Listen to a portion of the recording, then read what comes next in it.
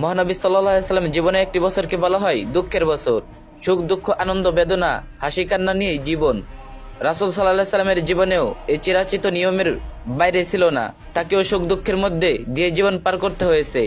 তার জীবনের একটি বছরকে দুঃখের বছর বলা হয়, সেটি হলো নবুয়তের 10ম বছর। আবু তালেবের ইন্তেকালের সময় ঘনিয়ে এলো। রাসূল সাল্লাল্লাহু আলাইহি সাল্লাম তার কাছে যান। সেখানে আবু জাহেল ও উপস্থিত ছিল।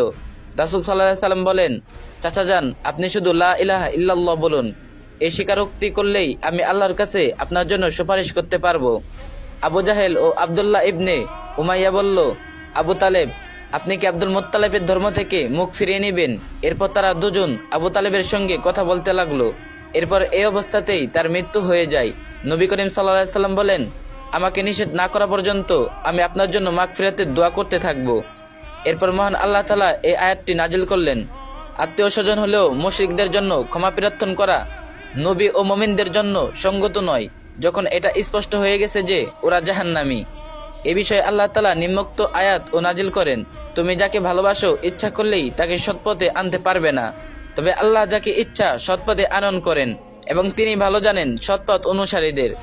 আবু তালেবের ইন্তেকালের 2 মাস, অন্য বর্ণনা মতে 3 দিন পর উম্মুল মুমিন খাদিজাতুল কুবরা রাদিয়াল্লাহু তাআলা আনহা ইহলোক ত্যাগ করেন। নবুয়তের 10ম বর্ষের রমজান মাসে তার ইন্তেকাল হয়েছিল। সেই সময় তার বয়স ছিল 65 বছর। রাসূল সাল্লাল্লাহু আলাইহি সাল্লামের বয়স ছিল 50। খাদিজা রাদিয়াল্লাহু তাআলা আনহা দীর্ঘদিন যাবৎ রাসূল সাল্লাল্লাহু আলাইহি সাল্লামের জীবনসঙ্গী ছিলেন। এই সময় দুঃখ কষ্ট ও বিপদের সময় প্রিয় স্বামীর জন্য তার প্রাণ কেঁদে উঠত। বিপদের সময় তিনি তাকে ভরসা দিতেন, ছায়ার মতো পাশে থাকতেন, ইসলাম প্রচারে নিত্যসঙ্গী থাকতেন, নিজের জীবনে ও সম্পদ দিয়ে তার সুখ দুঃখ কষ্ট দূর করতেন। এই দুটি দুর্ঘটনা কয়েকদিনের মধ্যেই সংঘটিত হয়েছিল। এতে রাসূল সাল্লাল্লাহু আলাইহি সাল্লাম শোকে কাতর হয়ে পড়েন। অন্যদিকে আবু তালেবের মৃত্যুর পর কাফিররা প্রকাশ্যে রাসূল সাল্লাল্লাহু আলাইহি সাল্লামকে কষ্ট দিতে লাগলেন। তিনি আশ্রয়ের খোঁজে তায়েফ চলে যান, কিন্তু সেখানে পরিস্থিতি আরো ভয়াবহ হয়ে ওঠে।